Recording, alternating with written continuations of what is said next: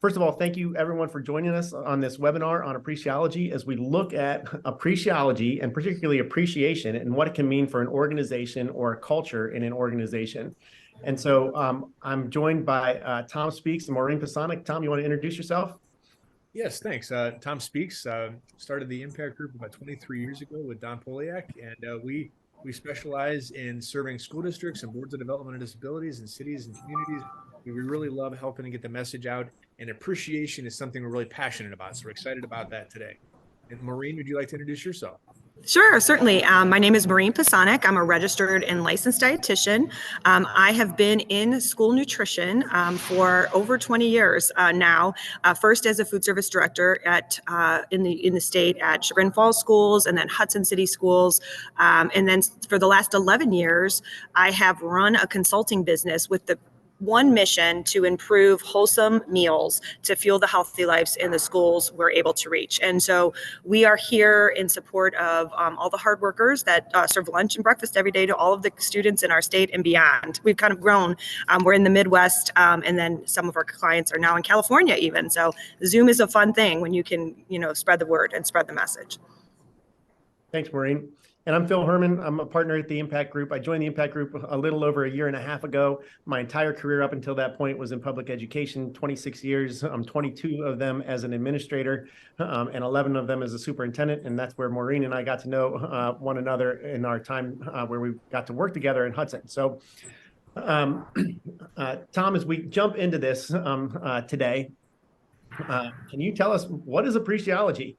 You are the primary author on the book Appreciology, and so no one better to tell us what is it? What are we talking about here? Well, thanks. So we have learned after a lot of interaction with a lot of organizations that cultures either appreciate people or they don't. You have a culture of appreciation or you don't have a culture of appreciation. And I'm telling you, what we've learned is those cultures that have an active sense of appreciation thrive. Those that don't. I mean, it's a stark line. I'm so excited to have Phil and Maureen here. Phil Herman, he just exudes that type of leadership as far as building a sense of appreciation, building a sense of team. I don't know of a better team builder than Phil Herman. And Maureen, I don't know if you can already just tell by the short interaction we've had, you are enthusiastic. You are appreciative of what you do and the opportunity to do it. So we kind of exude that. So really, this is about a whole day presentation. We're going to talk about the next 20 minutes just to give you the tiniest piece. But I guess the question we would ask folks is there a intentional system of appreciation in your organization? Because I'm going to ask you this really quick to set this up. By a show of hands or just do whatever, who on this call takes a compliment well? Raise your hand if you take, like, you're really comfortable getting a compliment. How many people out there are comfortable getting a compliment? Maureen, sort of. I found about 100 people in the room, 3 people will raise their hands. I mean, honest to gosh. And then you ask, why are you so uncomfortable getting compliments? And they'll say things like, well, I don't get compliments often. It makes me feel weird. I want to swat away the compliment like a bothersome fly. Or another one, how about this? If you get a compliment, is your first reaction to think, what do you want? Because you clearly aren't being sincere. You're buttering me up or something. Why do I bring this up? Understand that if we subconsciously believe we're making other people uncomfortable by giving a compliment, understand that it's very difficult for us to do so. Like we don't accept compliments well. So when we give them, we're making other people feel uncomfortable. We can say all day long, catch people doing something right, be appreciative. And everybody's going to say, of course, that makes sense. But when you really break it down, people don't know how to do it. And they're uncomfortable when they do it. So a big piece of appreciology is, what is your purposeful, intentional, repeated system in which you're going out of your way to appreciate folks? And Maureen, you guys are you're thriving. You have a great thing going. So I would ask, what are some things you guys do to appreciate your staff and to appreciate those you work for? Well, I love that question. And, when I said this on compliments, it's usually because I'm the one giving them. So I think it is a top-down approach where we focus on what we do well and we focus on each other's strengths and we allow folks to flourish in those lanes, complimenting them along that way. And then that's very much a reciprocal behavior in our personal organization. Now we have a small group, small but mighty, but each one of us brings something unique to the table. And I think as a leader, if you're leading an organization, having a table that feels welcoming, where you can ask your colleagues to sit in. We call ourselves Pisanick partners for a reason. I treat everyone like an equal, with an equal amount of talent and a desire to do well and do what's right for our mission, which is for kids. To be able to celebrate what they're really good at. And so each one of our staff meetings on a monthly basis, we sit together, lots of virtual time still, but once a month we try to get together and really lean into a table conversation where we respect one another. We always do a once around in any one of our meetings, virtual or otherwise. And we do like a caught doing something good moment. Like it's not just, this is on my schedule, I have this problem, I have this need. We start with setting the stage of the conversation. Like, tell me something good this week. And so it really, I think, honing in on collaborative conversations, respecting individuality and talents, letting people thrive in the lane that they are good at and really building them up. And then also, bringing them along that we are in partnership. I think those are ways my staff, at least I hope, would tell you they feel appreciated by the work we do and by the teamwork approach we take it. Now, this week, I kind of let the cat out of the bag a little bit. It is National School Lunch Week. So even on our social medias, the theme this year is called Level Up. And we are celebrating people, calling them level up leaders. And I mean, this can be somebody that's, a frontline server at a school. It could be someone, Cindy at Ellsworth Hill, they celebrated a community garden. She's a cook at a little elementary school. Not a lot of accolades, go to the school lunch professionals, in my opinion. But heck, we sung her loud and proud as she harvested her summer's garden and made kale chips for the kids at Ellsworth Hill and brought in fresh local produce that they got to see grow. And so she connected the dots, and then we elevated her in a Level Up Leader series. So what I love about that, and I think, Phil inspired this in me as my leader. I mean, I learned from some of the best, right? So he was my superintendent, where it was like, people are going to want to do that more if they feel recognized, or you sing. It doesn't matter what they're doing. If they're serving lunch or if they're teaching, trigonometry, everyone within a school system or a unit of business or wherever you're working will perform better and passionately when they feel like it's noticed and appreciated. And that I learned very early on in my career from really great superintendents, and Phil being one of them. So I love what you said. I think there's a common theme, Maureen, in the things you were saying, and the common theme is intentionality. It really is. You're going out of your way to catch people doing something right, to create situations in which you can praise people, to create an environment. We have found that, have you ever been in a place that it's just a positive place? Things are going on. Is that an accident? Generally, there's a lot of thought that, can you guys hear me? Yeah. Generally, there's a lot of thought that goes into intentionally creating an atmosphere like that. And I love what you said about catching people doing something right. One of the biggest foibles we have as human beings is we see things that aren't going well. It's the way we're wired. There's something called a negativity bias, which we could talk about for an hour in itself, but we see things that aren't going well. We have a hard time seeing things that are happening correctly.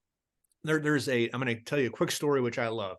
There's a video online right now called the Magic Coffee Table, which I absolutely love. So I'm going to set this up. You've got a young man and a young woman. They're in their mid-20s. They've clearly just moved in together about a month before. And the young woman they're both from Australia, and she's really upset. She walks into the guy and says, I'm done. I'm sick of it. I'm sick of cleaning up after you. I'm done. And the young man who's sitting on the couch says, no, don't worry about it. It's okay. Everything's going to be fine.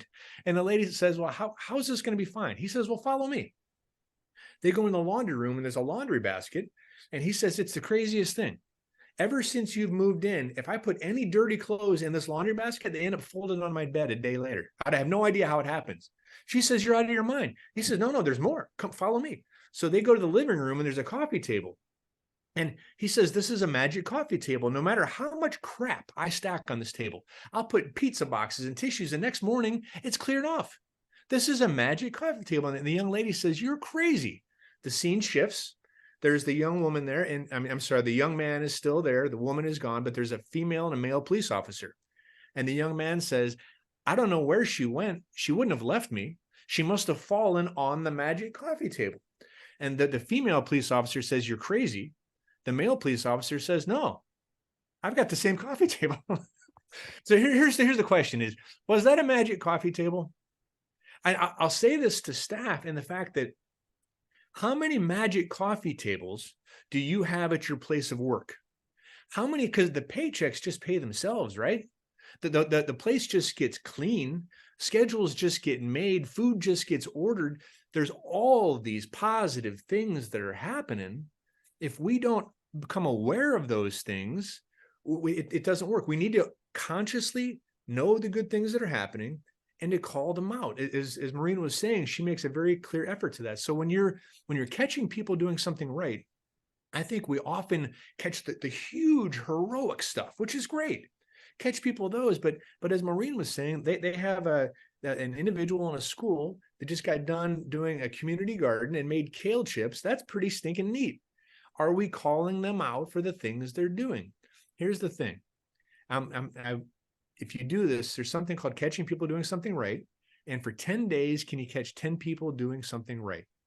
At the end of 10 days, if you do this, the first thing you're going to notice is you have favorites in your organization. And that's okay. But there are people you praise all the time, and there are people you don't praise any of the time. And that's the way it works, because we have favorites. You need to be aware of that. The second thing is, I want you to think about some of the biggest rock stars in your organization, some people who are just fabulous. They are so fabulous that if they weren't here tomorrow, be like, oh my gosh, we're in a pickle. Sometimes we have people that are so steady and so terrific and so on it all the time that they're invisible. They're really working their tails off and they're invisible because we're dealing with the problem kids all day. So can you be aware of who those rock stars are and to call them out for the things they do? Because again, the place doesn't just get clean. The food doesn't just get ordered. Paychecks don't just get paid. Somebody is intentionally doing all of these things. So catching somebody doing something right and being aware of that is a big part of leadership. And Phil, I'd like to kind of get back to you a little bit here. Just again, I think you're one of the best in the business at appreciating people and being aware of the good things that they do. What are some of your thoughts as far as that culture of appreciation? Yeah, I think there's a lot of leaders on this call, and I think one thing that leaders can do is really focus on being present, and because there are a million things coming at all of you from many different directions. But the question is, when we're with that person in our organization, it's giving them the gift of your attention.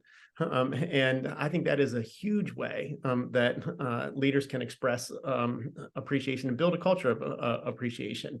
When in school districts, when it's with students, just participating with them, showing that there's value. I'll do what you're doing. And it's the same thing with those that we're leading the organization, participating with them.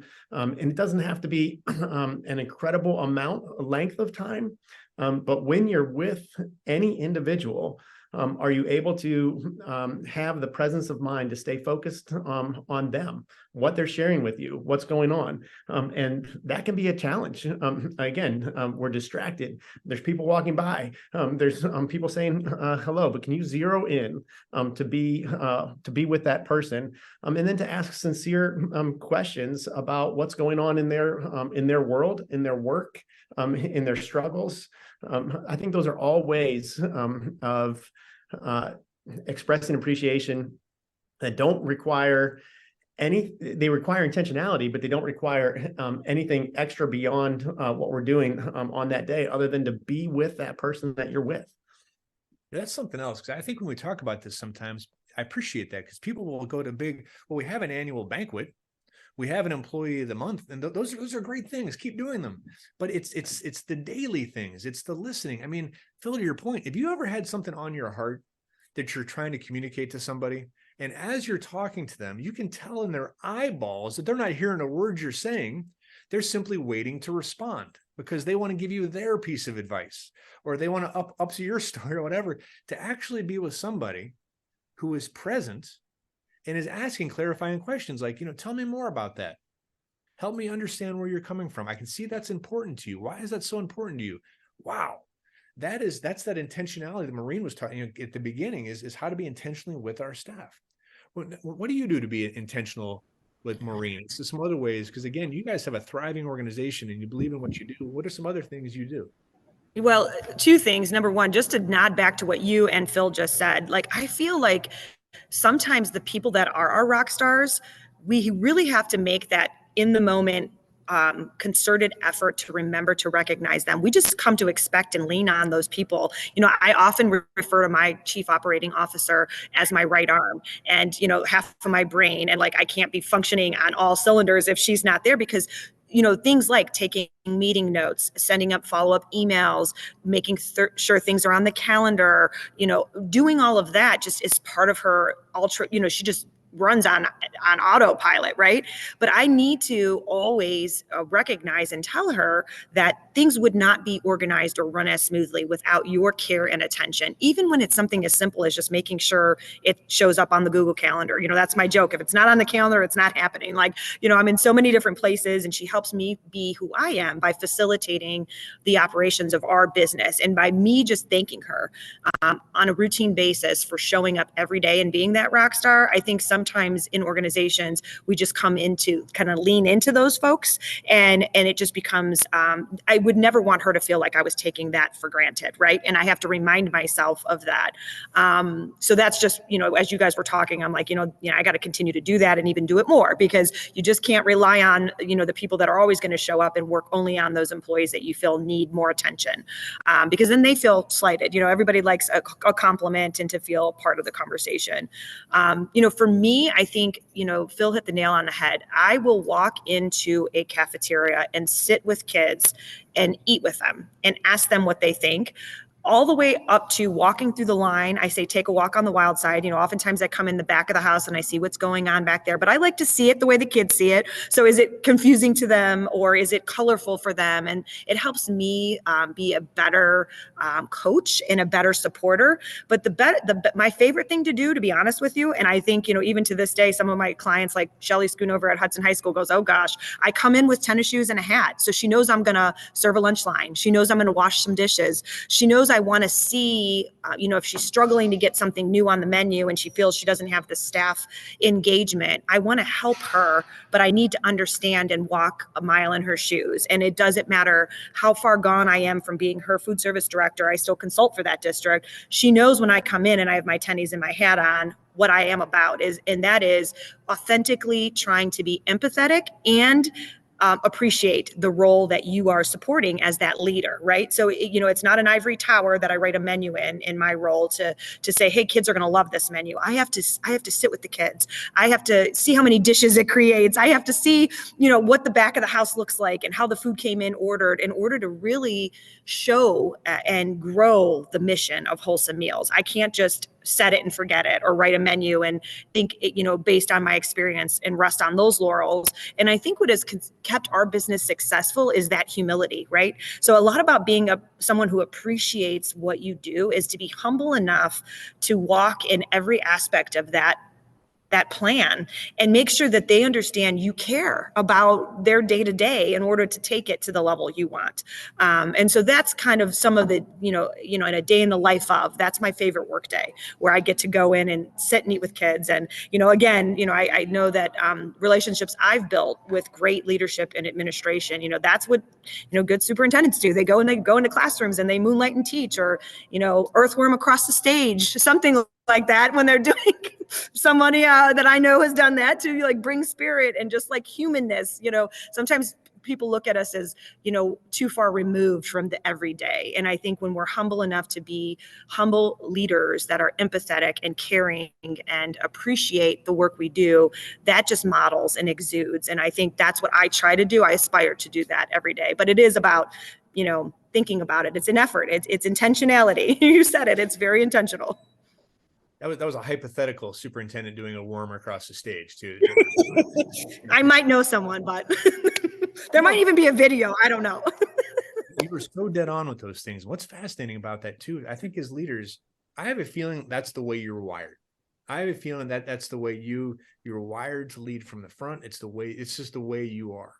I think sometimes a challenge we have as leaders is we assume other people are wired the same way. It would make sense for everybody to just lead by the front. It makes sense. I know you probably think to yourself, how in the world could we serve these folks without waiting in the lunch line? I have learned that common sense doesn't exist. It never has, and it never will. So if there's a culture that we want to build, Maureen, with your group, with anybody, we have to recognize that we need to teach people, mentor how to lead. We need to make sure that they're aware. And I think sometimes people also make the mistake, well, if they just watch me, that's a huge piece of it. Model the behavior, but also to intention, how do we do it at Pisanick Partners? How do we do it at Impact Group? How do we do it wherever you are? Is there a clear set of expectations of this is how we treat each other? This is how we treat the kids we serve. This is how we treat the community. Are there clear expectations? Because take this on board, gang. You can't be frustrated with somebody's behavior if you haven't made the behavior you desire crystal clear. I'm going to say it again. You can't be frustrated with somebody's behavior if you haven't made the behavior you desire crystal clear. So again, this is an entire another hour discussion. We can't go down, but there's a process by which you can establish clear behavioral expectations for your staff to hold them accountable, to raise it up a little more. Phil, what are some thoughts you have as far as, I think you're one of the best in the business is leading from the front. I mean, just the idea that, to be there with the staff and to show you care. What are some thoughts you have on that? Yeah, thanks, Tom. I mean, what we were talking about before in terms of being present and participating are big components of that. And then really allowing others to share their work. How are we giving them voice is an important piece of that, because again, as leaders, you're in position to give others voice. And how are we recognizing not only in terms of having conversation with individuals or giving them our time and attention and thanking them, but one way is to publicly share what they are doing with others. So whether that in a school district might be at a board meeting, it might be in front of other staff, it might be highlighting some of the good work that is being done, but allowing them to be seen as an expert in an area where they are working every single day, and giving them opportunities to share that voice, I think, is an important piece of that. We're so passionate about this topic in so many ways, and that, to create a culture that when your folks come to work, they're happy there and they do well. But wouldn't it be something if they then left that place of work to take that positive kindness back to their families, back to their community? Look, we're all creating a ripple. Think of a big rock going into a pond. We're all rippling somehow. Or is it positive? Is it negative? That's up to you to decide. But creating a culture of appreciation really allows some of that to occur. Other pieces, which we can't possibly get into today, is just how to purposely have fun where you are, how to purposely create situations in which you're celebrating different folks, you're celebrating different things, going out of your way. One other piece I do want to begin. Gosh, just have a couple minutes here, but how to get your mind right to begin an appreciation day. I think we're big believers in we become what we think all day long. So how do you set your mind right when you begin the day? How do you get yourself in a place where you're going to positively impact those around you? Because whether you know it or not, as a leader, when you walk in the front door in the morning, your staff is looking at your body language, they're looking at your tone, they're looking at how you're coming across. Are you bringing in positive energy? Are you bringing in kindness? Are you bringing in everything else? I think a leader has to be very much aware of how they're presenting themselves. We did this one time, and a guy raised his hand. He says, "Tom, that's BS." I said, "Okay, how is that BS?" He said, "Tom, if I'm in a bad mood, I'm going to genuinely be in a bad mood all day." And he was actually a really good guy. So we had a chance to go back and forth. We talked about it. And I ended up having a chance to ask the question, how's that working for you? How's it working for you to show up and just hammer through your day in a miserable place? And he was like, "You know what, Tom?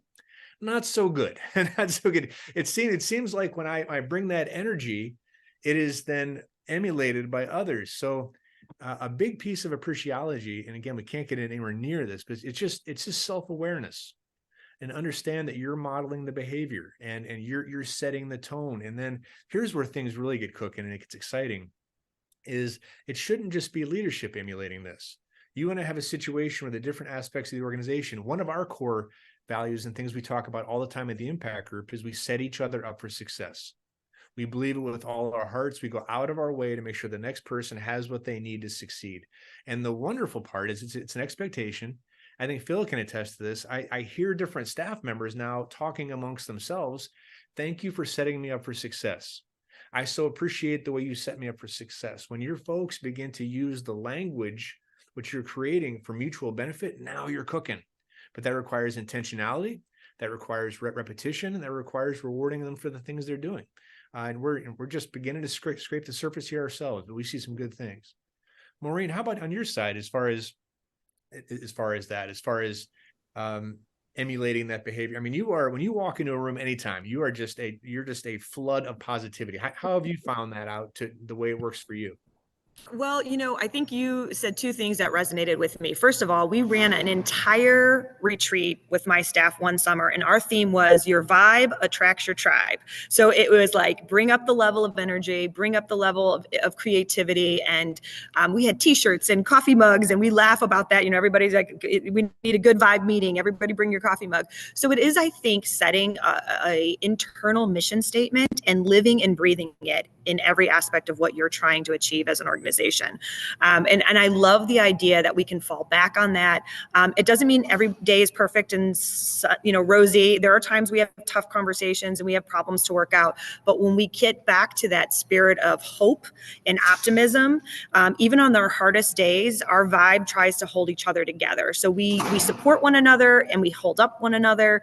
And I think having that mantra, if you will, being present for one another through the really good days and celebrations, but also the tough moving forward pieces of any organization. I think consistency, empathy, support, teamwork, that just all naturally exudes from that. And for me, I'm a mom too, so I started off by saying I'm a dietitian and I was a food service director and a consultant. That's, I want my girls to see that in as a female business leader, someone that took an entrepreneurial leap of faith. I was a food service director and administrator, very comfortable in my position. Sometimes it takes us as leaders really looking in at ourselves and continuing to, when we talk about being present for people, I'm present for myself. I like to yoga. I like to meditate. I like to, fill my bucket so I can overflow it into others. And so it isn't something that just happens automatically. It's very purposeful. And I think you've said that multiple times today. And that's what I hope to continue to bring to any organization I'm a part of. Wow. So purposeful, intentionality, again, these are themes we're seeing. And I appreciate you also saying that. Have you ever heard the term toxic positivity? I mean, we're going to be positive no matter what. We're going to force, that doesn't work. We're going to force the negative down. No, there's bad days. Mm-hmm. There are challenges we have. People have bad, and that's okay. And roll with your bad day. But, and on the generally, are we a place that we're creating a vibe that attracts the tribe? Generally, are we a place that we're supporting each other and to hold people when they have difficult days? That's okay. But we are an organization that we exude kindness and positivity and gratitude. Phil, we're wrapping up the end of the half hour here. Any final thoughts you would have as far as just to share about Appreciology? Sure. I mean, we talked about a lot of things today. None of us do all of this all the time.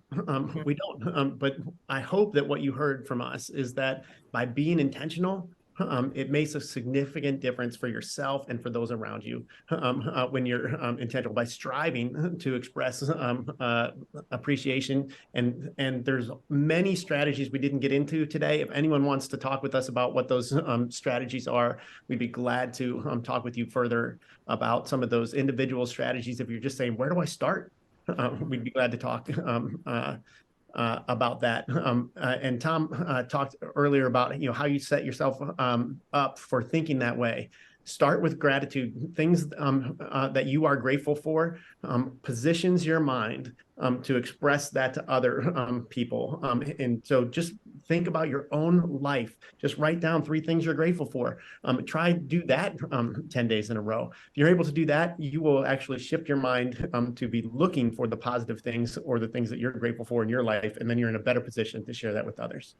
Mm-hmm. And we're wrapping up here, but we would, gosh, if anybody wants to build a culture of appreciation, we could talk about appreciation and neuroplasticity and all kind of cool stuff. But we'd love to, it's really a passion of ours to help create organizations like that. And also, as a shameless plug, strategic planning, any assistance with communication, crisis communication, these are things we do. And I got to call out Maureen. If anybody is looking for food service support, they are rock stars. They'll save you money and have healthy food and just be fabulous. So Maureen, thank you so much for your time today.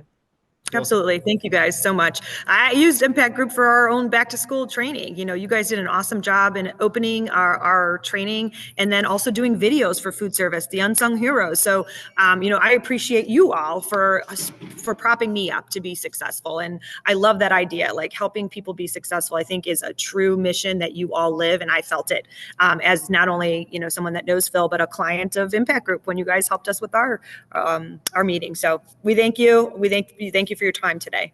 Thank you, Maureen. Good luck at Cleveland. Guys, everybody have a wonderful day. Thanks so much. Take care, guys. Bye.